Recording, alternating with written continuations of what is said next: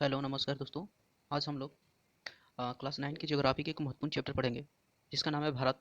भारत आकार और स्थिति। समझ में उसकी भारत की आकार और स्थिति के बारे में बताना है। समझ में आया? तो ये चैप्टर मेनली भारत के बारे में समझने के लिए बारे में बताया गया है, उसकी आकार और स्थिति के बारे में समझे। अब जब क्लास 9th में आ जाते हैं तो थोड़ा सा आपको इसके बारे में बताया जाता है। आप 6, 7, 8 में थे तो थोड़ा थोड़े नॉलेज को दिखाया जाता है, लेकिन 9th में आएंगे तो आपको पूरा भारत के बारे में आपको बताने की कोशिश किया जाता है। समझ में? तो उसकी पहले ही जानते हैं कि पहले उसकी आकार और स्थिति के बारे में जानते हैं। समझ में? ये आकार और स्थिति की बात कर रही है, ये टर्म ही क्या है ना, एक टर्म ही समझ जाएंगे तो ये पूरा ये डिटेल को समझ जाएंगे। आकार मतलब जब जानते ही हैं क्या होता है साइज। तो भारत का विस्तार कितना है, समझ में आया? क्षेत्रफल के अनुसार और किसके अनुसार, लॉन्गिट्यूडिनल और लैटिट्यूडिनल मतलब अक्षांश और देशांतरीय विस्तार। उसकी स्थिति वही कि कहाँ स्थित है पूरे ग्लोब पर, पूरे विश्व के मानचित्र पर भारत कहाँ स्थित है। समझ में? तो इस बारे में हम लोग पढ़ेंगे। आप मेरे चैनल को सब्सक्राइब कीजिएगा और सपोर्ट कीजिएगा, और ऐसे ही बहुत ही आगे देखिएगा तो बहुत ही बेखूबी ढंग से इसमें बताया गया है, एक एक चीज़ को बताएगा। और इसमें देखिएगा तो आपको समझने का तरीका मतलब कि क्या बताएं कि आपको हर एक चीज़ के लिए एक्सप्लेनेशन के लिए मानचित्र का प्रयोग किया गया है। तो आप बस सपोर्ट कीजिएगा, आपको बस इतना ही काम है। चलिए हम लोग पहले ना देखिए, किसी भी चीज़ को पढ़ने से पहले ना हम लोग उसको डायमेंशन को समझ लेना चाहिए। डायमेंशन को समझेंगे ना तो बहुत ज़्यादा बेनिफिट्स होगा। इस चैप्टर को हम लोग ना डायमेंशन को समझते हैं। समझ में? कि आखिर इस चैप्टर में हमको क्या क्या पढ़ना है। समझ में? अगर अगर मैं नहीं, आपको पढ़ने का शेड्यूल भी यही आपको बनाना चाहिए कि किसी चीज़ में आपको क्या क्या पढ़ना, अगर पहले से पता हो ना तो आप उस चीज़ों पर ज़्यादा मेहनत करेंगे और क्या क्या क्वेश्चंस में आएंगे। समझ में? तो चलिए हम लोग थोड़ा सा इसके डायमेंशन के जान लेते हैं, ज़्यादा बेनिफिट होगा। इसका पहला पढ़ना है भारत का आकार। समझ में? इसका भारत के आकार के बारे में पढ़ना है। भारत का आकार। थोड़ा सा मुझे डिजिटल पेन नहीं है, थोड़ी सी दिक्कत हो रही है। समझ में? तो इसीलिए चलिए कोई बात नहीं। दूसरा दूसरा हम लोग इसके बारे में पढ़ना है, विश्व मानचित्र पर भारत की स्थिति। विश्व मानचित्र पर विश्व मानचित्र पर भारत की स्थिति। समझ में? भारत की स्थिति, भारत की स्थिति। समझ में? थोड़ा सा पेन नहीं होने के कारण मेरा थोड़ा सा ये है, दिक्कत हो रहा है, तो थोड़ा सा आप समझ जाइएगा। और ये अगला है कि क्षेत्रफल के आधार पर देखिए, एकदम छोटा छोटा चीज़ आपको क्षेत्रफल के आधार पर, इसके आधार पर क्षेत्रफल के आधार पर भारत की स्थिति, क्षेत्रफल के आधार पर भारत का विश्व में स्थिति क्या है। समझ में? भारत आधार पर भारत का विश्व में स्थिति। अगला अच्छा मैं बता दे रहा हूँ, बाकी मैं आगे ये करते जाऊँगा। अगला हमको इसके बारे में पढ़ना है। अ, अगला हमको इसके बारे में पढ़ना है, अ, भारत की समुद्री सीमा। समझ में? भारत की समुद्री सीमा के बारे में हमको पढ़ना है। अगला पढ़ना है ये कर्क रेखा, और जो भारत में कर्क रेखा किन किन क्षेत्रों से गुजरती है उनके बारे में। समझ में आया? कर्क रेखा और भारत में ये किन किन राज्यों से गुजरती है उसके बारे में हम लोग को थोड़ा सा पढ़ना है। समझ में? तो हम लोग देखेंगे। और इसके बाद अगला पढ़ना है हम लोग को भारत के राज्य एवं केंद्र शासित प्रदेश। भारत के राज्यों के बारे में, चूंकि भारत के बारे में जानना ही है, बताओ इसके राज्य एवं यूनियन टेरिटोरीज यूटी। समझ में? ये पढ़ना है स्टेट और यूनियन टेरिटोरीज के बारे में, और उसके बाद पढ़ना है भारत के पड़ोसी देश। किसके पड़ोसी देश? भारत के पड़ोसी देश। भारत के पड़ोसी देशों के बारे में हम लोग को पढ़ना है, कितने पड़ोसी देश हैं, कौन सबसे अधिक, किसकी बाउंड्री सबसे अधिक टच है, वो सारे मैप की सहायता से आपको इसमें बताया गया है, आप देखेंगे। और अगला पढ़ना है भारतीय उपमहाद्वीप के बारे में। अच्छा है, और भारतीय उपमहाद्वीप में और साथ ही पढ़ना है कि भारत हिंद महासागर में भारत की स्थिति। हिंद महासागर में भारत की स्थिति, हिंद महासागर में कहाँ स्थित है। समझ में आया? क्या इसका बेनिफिट है, क्या इसका ये है, ये सारी चीज़ें हमको समझने मिले। और एक पढ़ना है हम लोग को standard time, standard time zone. Standard time zone हम लोग को पढ़ेंगे इंडिया के लिए स्टैंडर्ड टाइम। समझ में? तो ये सारी चीज़ों को हम लोग देखेंगे इस चैप्टर में।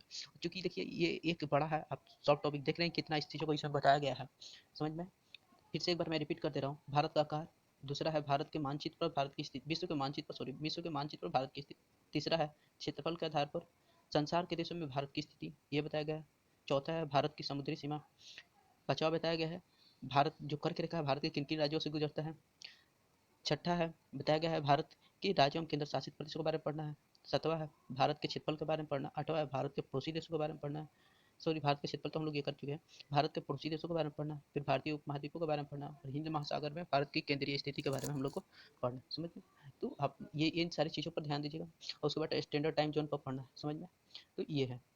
आइए तो चलिए हम लोग एक एक करके समझते हैं। चलिए तो हम लोग आगे बढ़ते हैं। आई। सबसे पहले हम समझते हैं भारत की क्या है, कि इसका, सॉरी, इसका क्या पढ़ना है हम लोग को,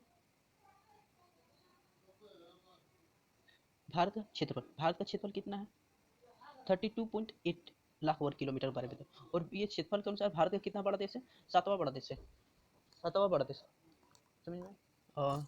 ये 32.8 लाख किलोमीटर आप देखेंगे तो इसको 32 पॉइंट ऐसे और 82,000 और 324 किलोमीटर ऐसे इसका टोटल एक्यूरेट शायद है, समझ में। तो आप इसको एक्सेक्टली ना होकर उसको उसको ये करके याद रख सकते हैं, समझ में। तो ये है, चलिए हम लोग आगे बढ़ते हैं, समझते हैं। देखिए, ये भारत का ये मानचित्र है, आप देखेंगे इसको को तो आपको पता चल जाएगा ये कहाँ से कहाँ तक विस्तृत है, कहाँ से कहाँ तक फैला हुआ है, समझ में। तो ये पहले हम लोग समझ लेते हैं थोड़ा सा। ये तो टाइम जोन है भारत का, जो 82.5 डिग्री ईस्ट से पूर्वी देशांतर रेखा से गुजरता है। ये सारे देशांतर रेखा अक्षांश रेखाओं के बारे में भी कुछ बताया जाएगा। चलिए थोड़ा सा हम लोग पहले ये समझ लेते हैं, समझ में। तो अभी हम लोग देख रहे थे कि इसका क्षेत्रफल, तो पता होगा कि इसका क्षेत्रफल इतना सातवां बड़ा देश है, आपको पता हो। अच्छा, इसका विस्तार थोड़ा सा समझ लेते हैं। देखिए, तो आप पता होगा कि ये नॉर्थ से, ये इंदिरा कोइल से ये कन्याकुमारी तक कितना मीटर, कितना किलोमीटर लंबा है, तो 3214 किलोमीटर।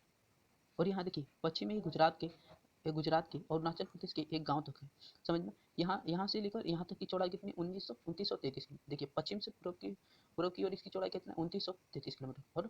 और फिर से उत्तर से दक्षिण की ओर 3214 किलोमीटर। ये इसको ध्यान रखिएगा, समझ में। ये इसका क्षेत्र, ये इसकी लंबाई मतलब कि एग्जैक्ट टोटल ये कितना दूरी तक फैला हुआ है, ये सब कुछ इसके बारे में दिखाया गया। चलिए तो हम लोग अगला स्लाइड पे बात करते हैं। तो आते हैं तो विश्व के मानचित्र पर भारत की स्थिति, क्योंकि भारत की स्थिति के बारे में बताना है। तो देखिए भारत की स्थिति है विश्व के मानचित्र पर 8 डिग्री 4 मिनट, समझ में। ये 8 डिग्री 4 मिनट उत्तरी अक्षांश है, समझ में। 8 डिग्री 4 मिनट क्या है, उत्तरी अक्षांश।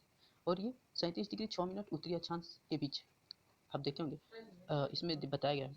और साथ ही में ये उत्तरी अक्षांश रेखा का विस्तार दिखाया गया। और उसी तरह ठीक है कि देशांतर रेखा कितना 68 डिग्री 7 मिनट से लेकर पूर्वी देशांतर से लेकर 97 डिग्री 25 मिनट पूर्वी देशांतर के बीच में फैला हुआ, समझ में।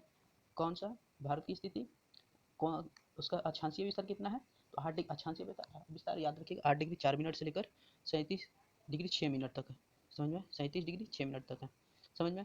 और इधर पश्चिम में क्या है, पश्चिम में सॉरी देशांतरीय विस्तार कितना है, 68 डिग्री 7 मिनट से लेकर 97 डिग्री कितना मिनट तक, 25 मिनट तक, समझ में। इसको याद रखिए, देशांतरीय विस्तार 68 डिग्री 7 मिनट से लेकर 97 डिग्री 25 मिनट तक, ये पूर्वी देशांतरीय, समझ में। अभी हम लोग तो देखेंगे इसको मैप से समझने की कोशिश करें और थोड़ा सा इसमें आगे जान लें। ये तो उत्तर से इसका उत्तर से दक्षिण का विस्तार लगभग कितना है, 3214 किलोमीटर। उत्तर से दक्षिण का विस्तार कितना है, 3214 किलोमीटर। और जबकि पूर्व से पश्चिम, पश्चिम कितना है, 2933 किलोमीटर, ये हमने पहले ही पढ़ लिया, समझ में। इस तरह अक्षांशीय और देशांतरीय विस्तार लगभग 30 डिग्री का अंतर। देखिए अक्षांश का भी विस्तार, ये जो हम लोग देखे थे, चूँकि यहाँ आप देखिएगा यहाँ से, तो हम लोग पिछले स्लाइड में देखेंगे ये जो था 68 डिग्री और 37 लगभग, इसमें से इसमें घटाइएगा तो लगभग देखिएगा तो 29 ऐसे कुछ करके आएगा, समझ में। तो ये जो आ रहा है मतलब लगभग 30 के करके आ रहा है कि नहीं, 30, लगभग 30 के आसपास आ रहा है कि नहीं, लगभग लगभग ये उसी तरह इसमें भी इसको घटाइएगा तो उतना ही, समझ में, समझ में। इसमें भी क्या होगा, लगभग उतना ही आएगा। तो इसके बारे में ये बताया गया है, समझ में। तो इसी के बारे में दिखाया गया कि अक्षांशीय विस्तार का भी अंतर लगभग 30 मिनट है और देशांतरीय विस्तार का भी अंतर लगभग 30 मिनट है, समझ में। कोई दिक्कत। अब थोड़ा सा फिर से एक बार देख लेते हैं मैप को।